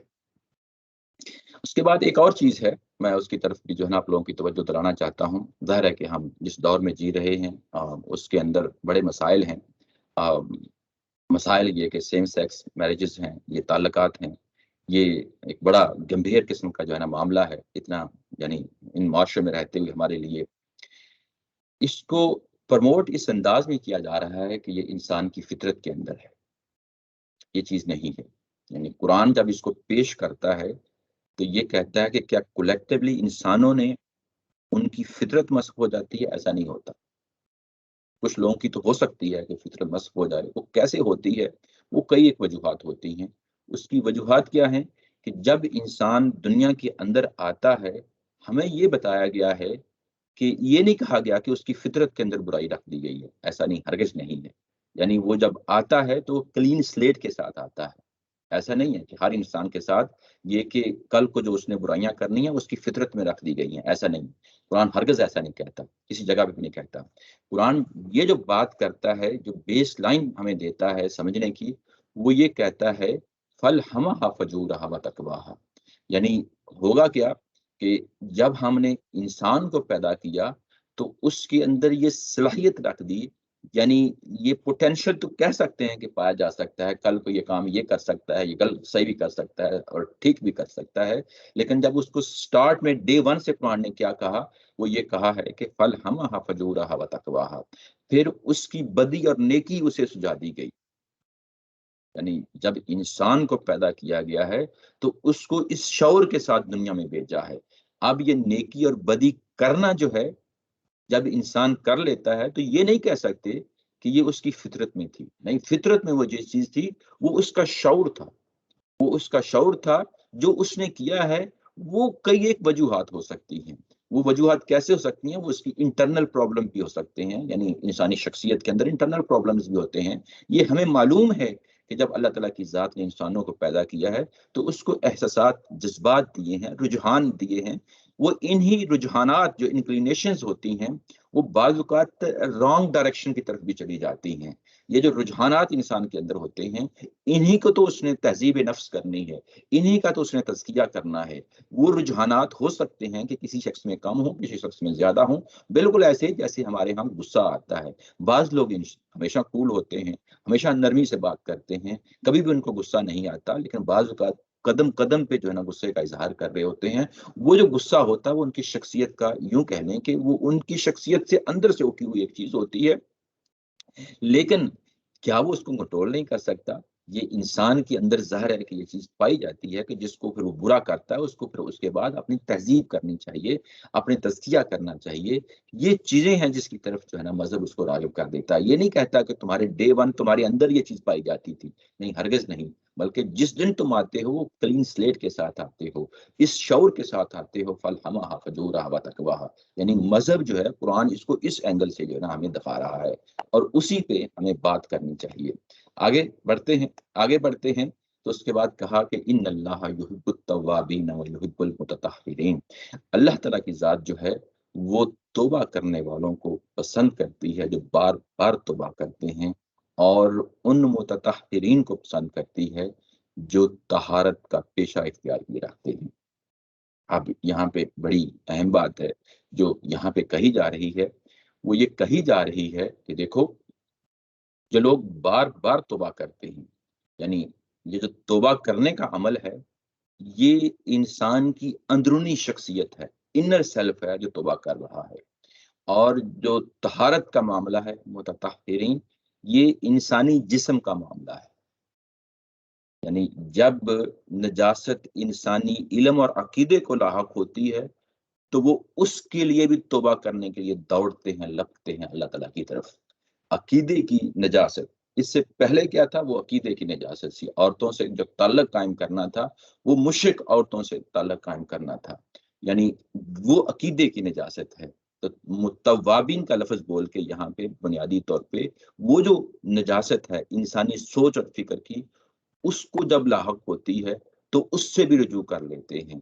اور اس کے بعد جو ان کو جسمانی نجاستیں لاحق ہوتی ہیں، جیسا کہ ابھی ہم نے اس آیا کے اندر پڑھا، خواتین کے ساتھ جسمانی نجاست کا معاملہ ہے، ناپاکی کا معاملہ ہے، تو وہ بھی جو ہے بنیادی طور پہ یہ لوگ تطہر کو اختیار کر لیتے ہیں، جسمانی نجاستوں کو بھی برداشت نہیں کرتے، اپنے جسم کے ساتھ کوئی چیز نہیں لگنے دیتے جس سے جو ہے نا یہ طہارت ان کی مجروح ہوتی ہے، اس کے لیے بھی کھڑے ہو جاتے ہیں۔ تو یہاں پہ اصلاً کیا معاملہ تھا؟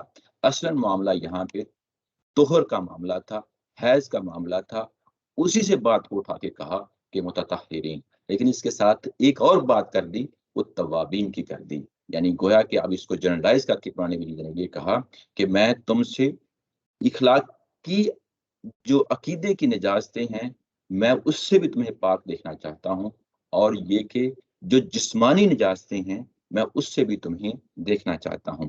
یہ جو پیچھے بات کہی گئی تھی کہ اس راستے سے آؤ جس راستے سے تمہیں اللہ نے جو ہے نا حکم دیا ہے، ایک تو یہ فطری تعلیم ہے، یہ ہر انسان کے اندر پائی جاتی ہے، یہ ایک بات ہے۔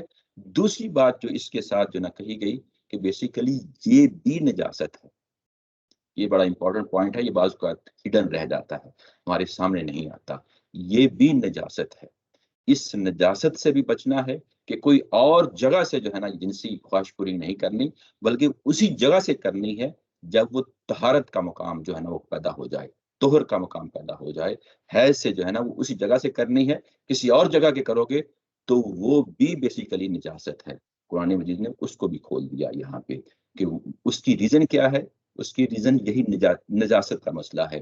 دوسری ریزن یہاں بتائی، وہ یہ بتائی کہ یہ بیسیکلی تمہارے اندر ایک پائی ہوئی چیز ہے جو ڈے ون میں اللہ تعالیٰ کی ذات نے امبیڈ کر دی تھی تمہارے اندر، تمہاری فطرت کے اندر کر دی تھی، وہ جو حکم ہے وہ بھی شریعت ہی کا حکم ہے، اس کو کہہ کے تو اب ہم یہ کہیں گے کہ قرآن مجید دراصل اس جگہ سے سٹارٹ نہیں لے رہا کہ جس جگہ سے کہیں کہ الف بے پہ ہمیں پڑھایا جائے، اے بی سی کی سے ہمیں شریعت کا آغاز کیا جائے، ایسا نہیں ہے، بلکہ وہ جو فطرت پائی جاتی ہے وہ پہلے سے موجود ہے۔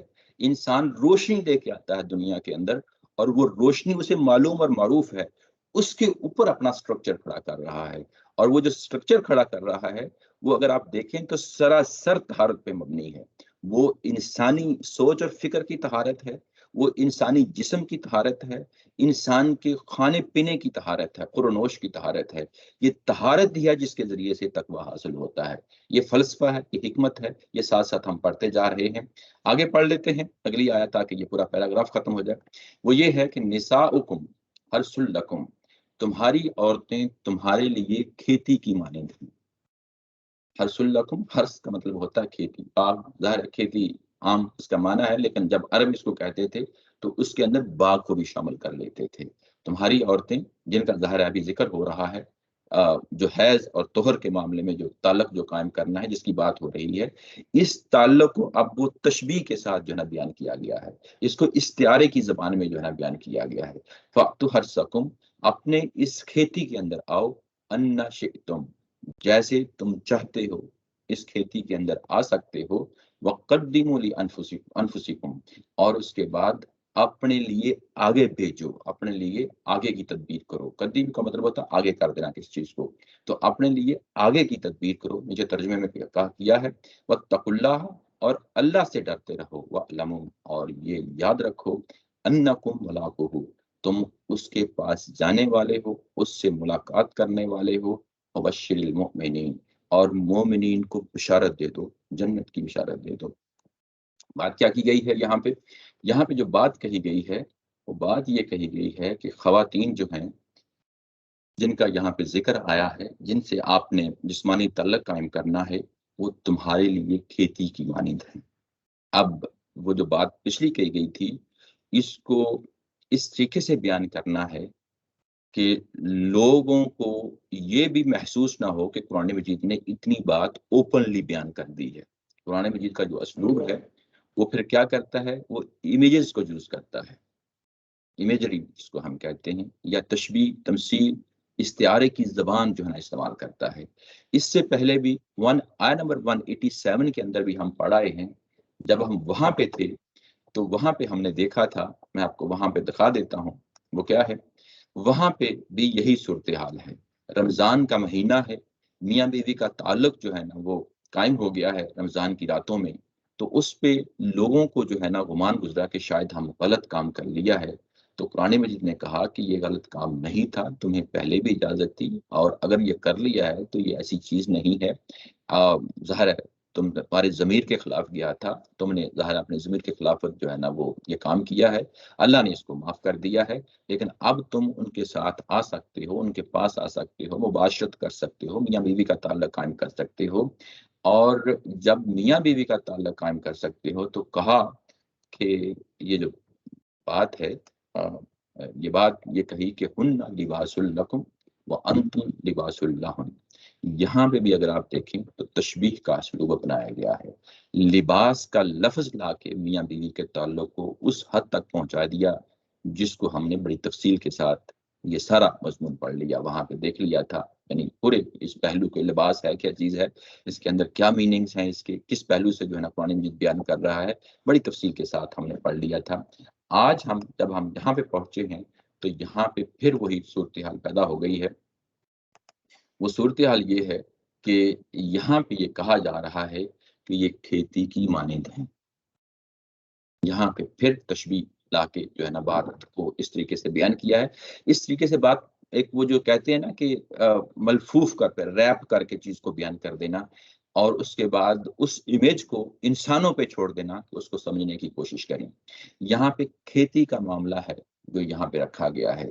इस खेती की क्या हैसियत है, क्या नोयत है, किस तरीके से बात कही गई है, उसको अगर हम आप यहाँ पे देखें तो बात ये है कि ये खवातीन तुम्हारे लिए खेती की मानंद हैं, और इस खेती में तुम आओ जहां से तुम चाहते हो। कोई रुकावट नहीं है, कोई रोक टोक नहीं है। खेती की मिसाल देके उस चीज को बता दिया गया। अच्छा, ये कि कोई रोक टोक नहीं है, खेती की मिसाल यहाँ पे दी है, तो खेती में होता क्या है? खेती, जो इंसान की जो खेती होती है, यानी जो वो बोता है, बीज बोता है, तो वो क्या देखता है? वो ये देखता है कि ये ज़मीन जिसमें बीज डाल रहा हूँ, क्या इस काबिल भी है? और क्या वो मौसम आ चुका है? ये तमाम चीज़ों का जो है ना ज़ाहिर है वो ख़्याल करता है। यानी एक किसान जो है, वो ख़्याल करता है इन तमाम चीज़ों का। वो महज़ बीज ही नहीं बोता, उसके बाद इस चीज़ का भी ख़्याल रखता है कि डे 1 से कि मैंने इसके अंदर हल चलाना है, इस खेती के अंदर। हल चलाना है, उसके बाद बीज डालना है, बीज डालने के बाद पानी देना है, खाद देनी है। उसके बाद जब ये फसल पकेगी, तो फसल पक चुकने के बाद इसको मैंने काटना है। काटने के बाद इस फसल को तैयार करके दाने को अलग करना है, भूसे को अलग करना है। ये काम सारा करता है। उसके बाद घर में स्टोर करना है, इसको मार्केट तक पहुँचाना है। ये सारे काम वो खुद कर रहा होता है, किसान कर रहा होता है। ये सारी मिसाल को सामने रखें तो बात यहाँ पे ये कही गई है कि ये जो बात तुम्हें कही गई है कि मियाँ बीवी के पास आओ, इससे आगे नस्ल चलनी है। ये नस्ल चलनी है, इसका भी ख्याल रखना। ये नस्ल भी अगर आप देखें तो 187 में वहाँ पे भी ये बता दिया गया था कि जब तुम मियाँ बीवी के जब ताल्लुक कायम होता है तो उससे कहा गया कि फलआन बाशिरुहुन्ना वब्तगू मा कतबल्लाहु लकुम। और जब तुम मुबाशरत करते हो, इस ताल्लुक को कायम करते हो, तो उसके नतीजे में जो कुछ अल्लाह ताला की ज़ात ने तुम्हारे लिए लिख रखा है, अल्लाह ताला की ज़ात ने लिख रखा है, औलाद वही देती है। वो तुम्हारे मुकद्दर में होगी, वो तुम्हें मिल जाएगी। लेकिन ज़ाहिर है कि तुम्हारी ख्वाहिश होती है इस अमल के नतीजे में कि तुम्हें औलाद भी मुयस्सर हो, तो वो यहाँ पे भी अल्लाह ताला की ज़ात ने उसी अंदाज़ में इस चीज़ को यहाँ पे रखा है कि जब तुम एक काम कर रहे होते हो, तो उसके बाद ज़ाहिर है यहाँ पे ये बीज जो बोना है, आपको मालूम है कि ये कहाँ बोना है। इस चीज़ का भी ज़ाहिर है ख्याल रखा जाएगा। बीज वहीं बोया जाएगा जो असल में खेती की जगह है, वहां बोया जाएगा। और उसके बाद जिस तरीके से एक किसान जो है, एक मालिक जो बाग का है, अपने बाग के अंदर आता है तो कोई रोक टोक नहीं होती है, उसको पूरी आजादी होती है, उसको पूरा खुद मुख्तारी होती है, उसको पूरी जो है सरशारी होती है कि मैं अपने ही खेत में जा रहा हूँ, मैं अपने ही खेत में, अपने ही बाग में जा रहा हूँ। उसको ये ख्याल रखना पड़ता है कि जो मेरा अपना खेत है, ये कोई जंगल नहीं है। जब वो इस बीवी के पास आएगा, तो यहाँ पे भी कोई उसके लिए कोई हैवानियत की जो है ना, वो तमाम चीज़ें अनलीश नहीं कर देनी वहाँ पे भी। ख़्याल रखना है वहाँ पे भी कुछ ज़िम्मेदारियों का। पीछे भी बता दिया गया कि वो कौन सी मोटी मोटी बातें हैं जिसका ख्याल रखना है। यहाँ पे भी आगे बताया जा रहा है कि कौन सी मोटी मोटी बातें हैं जिनका ख्याल रखना है। यहाँ पे उस पहलू से बताया जा रहा है। जैसे एक किसान अपने खेत के अंदर जाता है, कोई उसके लिए रुकावट नहीं होती, ऐसे ही जब आप दोनों मियाँ बीवी इकट्ठे होते हो, तुम्हारे अंदर एक आज़ादी होनी चाहिए। तुम्हारे अंदर वो एक खास किस्म का जो नशा, जो सुरूर, जो लुत्फ, जो लिज्जत, जो सब कुछ होती है, वो सारी चीजें अल्लाह ताला की जात तुम्हें देना चाहती है। उसमें कोई रुकावट खड़ा नहीं करना देना चाहती। तुम उसके लिए, उस अमल के लिए, यानी उस काम के लिए तुम्हारे लिए कोई रुकावटें नहीं है। उसके लिए कहा कि अन्ना तुम जैसे चाहो इस अमल के लिए आओ, कोई रोक और टोक नहीं है। और लेकिन ये याद रखें कि ये खेती है, कोई जंगल नहीं है। ये याद रखें ये बाग है, कोई वीराना नहीं है। ये तुम्हारा अपना बाग है, ये तुम्हारी अपनी खेती है। जब ये तुम इसको ओन करके आते हो, तो फिर इस खेती के साथ जुड़ी हुई जो जिम्मेदारियां उनको भी अदा करना है। वो जिम्मेदारियां क्या है? वो कद्दीमू ली अनफुसिकुम, और आगे जो कुछ तुम भेजोगे, यानी इसके नतीजे में जो कुछ तुम्हें मिलेगा, यानी इससे नतीजे में जो कुछ मिलेगा, उसके लिए तुम्हें आगे का भी जो ना सोचना है, पूरी प्लानिंग करनी है। उस बच्चे ने दुनिया में आना है, उस जब दुनिया में आना है तो उसकी तालीम का बंदोबस्त करना है, उसको माशरे के समाज के अंदर जो है ना उठने बैठने की एक तालीम और तरबियत देनी है, उसको जिंदगी गुजारने के जो है ना ढब सिखाने हैं। ये सब काम जो है ना तुमने करने हैं। और जब ये सब काम करने हैं तो ये दुनिया में भी तुम्हारे लिए बेहतरी का सामान होगा और आखिरत में भी तुम्हारे लिए बेहतरी का सामान होगा। इसलिए इसको उस्ताद मोहतरम ने नीचे अगर आप देखें तो ब्रैकेट में रखा है कि इसके जरिए से दुनिया और आखिरत दोनों में अपने लिए आगे की तदबीर करो, यानी ये दुनिया के अंदर भी तुम्हारे लिए ये बेहतरीन फल हो। यानी जिस तरह एक किसान जो है वो अपनी पूरी मेहनत करता है, तगोदौ करता है कि बेहतरीन फल उसको मिल जाए, उसकी एफर्ट्स का, उसकी तवानाइयों का उसको रिजल्ट मिल जाए, ऐसे ही जब तुम ये इस खेती में आए हो, जो खेती अभी जो है ना ये आगे चल के जो है ना अपना बाग पैदा करेगी, अपनी खेती पैदा कर लेगी, तो उसके लिए भी जो है ना आगे की सोचो, उसकी तालीम और तरबियत की जो है ना सारी चीजें अभी से प्लान करना शुरू कर दो। माशरे के अंदर उसको जो इज्जत, वकार, मर्तबा और कारोबार, बिजनेस, जॉब जो भी दिलवानी है, अभी से जो है ना उसकी प्लानिंग करो। और बस वहां तक ना रुक जाओ, बल्कि आखिरत में जो उसकी कामयाबी का जो है ना उसको भी सामने रखो। इसको अल्लाह और अल्लाह के रसूल का जो दीन है उसके साथ भी ज़ाहिर है उसको जोड़ना है।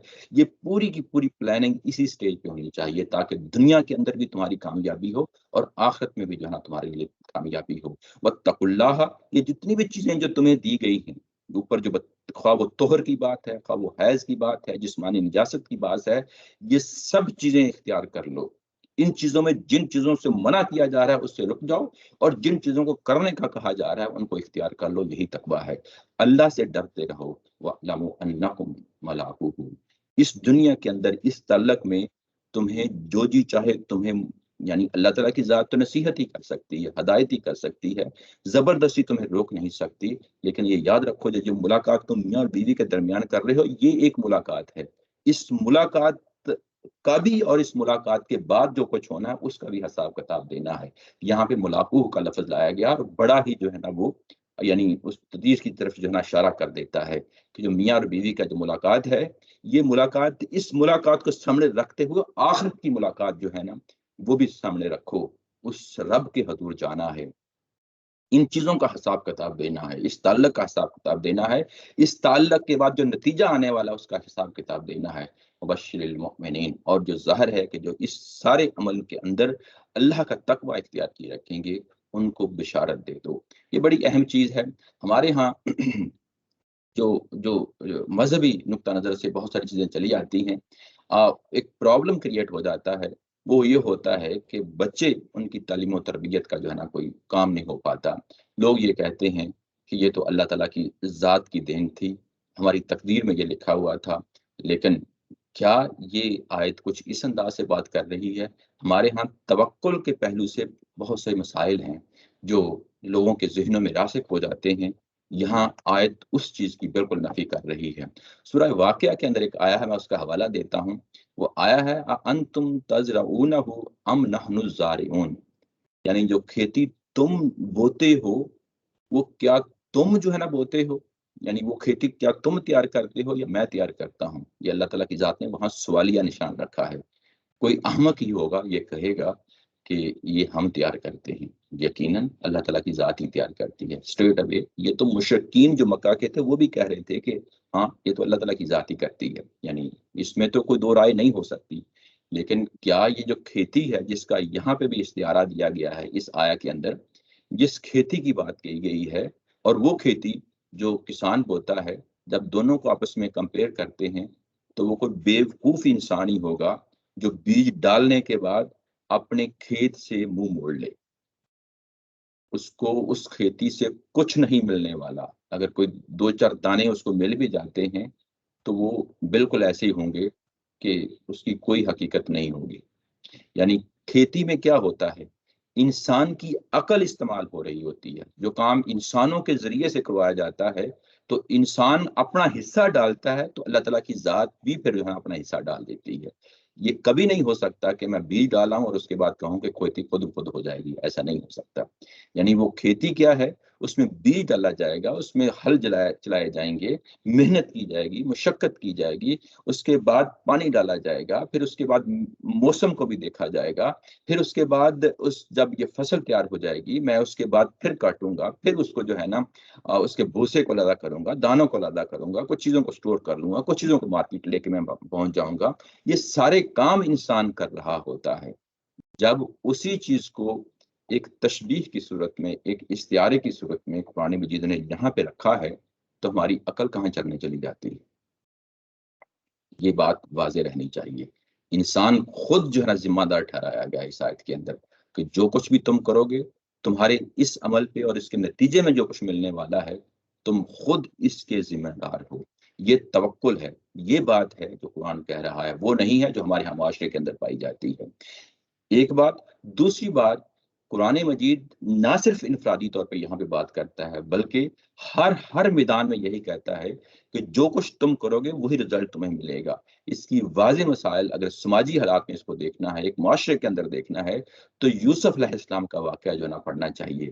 انہوں نے کیسے 7 سالوں کا جو قحط آیا ہے اور وہ ایک لمبے عرصے کے لیے جو نا قحط تھا، انہوں نے کیسے پلاننگ کی ہے اور اس میں نہ صرف پورے مصر کو بچایا ہے بلکہ مصر کے ارد گرد پورے علاقوں میں جتنے علاقوں میں وہاں پہ جو نا قحط آیا تھا اس کا بھی بندوبست کیا ہے. انسانی جگہ پہ جو نا سوچ کے اور رکھ کے جو ہے نا بندوبست کیا ہے، اس کی تدبیر کی ہے. ہمارے اندر ایسی حماقتیں آ چکی ہیں کہ ہم یہ کہتے ہیں کہ بس اللہ نے کر دیا اس کے بعد سب کچھ ہو گیا. یہ جو ہمارے اندر آئیڈیالزم کا جو ہے نا ہم شکار ہو جاتے ہیں، غلط سوچ اور فکر کا شکار ہو جاتے ہیں اور یہ سمجھتے ہیں کہ یہ مذہب سے اٹھی ہوئی چیز ہے. یہ ہماری اپنی فکر کی غلطی ہوتی ہے، نہ کہ جو ہے نا قرآن کی جو ہے نا وہ اس پہ انگلی اٹھائی جا سکتی ہے. قرآن یہاں پہ بھی واضح طور پہ کہہ رہا ہے کہ یہ جو کام کرنے جا رہے ہو پوری ذمہ داری کے ساتھ کرو، اور اس کے بعد یہ کہ اس چیز کو پھر آن کرو، اور اس کے بعد آن کرنے کے بعد کل کے لیے جو کچھ کرنا ہے اس کے لیے ابھی سے تیاری کرنا شروع کر دو. اسی کے ساتھ آج کا یہ سیشن میں ختم کرتا ہوں. وآخر دعوانا ان الحمد للہ رب العالمین. کوئی سوال ہو اس کو ہم لے لیتے ہیں.